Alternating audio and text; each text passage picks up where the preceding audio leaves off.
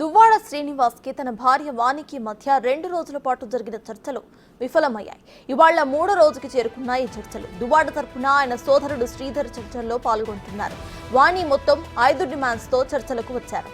అయితే 3 డిమాండ్స్ కు దువ్వాడ శ్రీధర్ ఓకే చెప్పినా కూడా మరో 2 డిమాండ్స్ కు ససేమిరా అన్నారు ఆయన.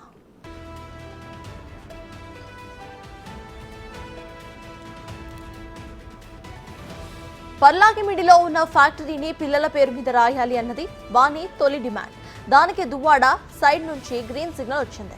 ఇక ఆ తర్వాత టెక్కలి వెంకటేశ్వర కాలనీలో ఉన్న ఇంటిని కూడా పిల్లలకు రిజిస్ట్రేషన్ చేయాలనేది వాణి రెండో డిమాండ్. దానికి కూడా దువ్వాడ శ్రీధర్ ఓకే చెప్పారు. ఇక మూడో డిమాండ్ చిన్న కుమార్తె పీజీ మెడిసిన్ పెళ్లి ఖర్చులు భరించాలి. దానికి కూడా దువ్వాడ అంగీకరించారు.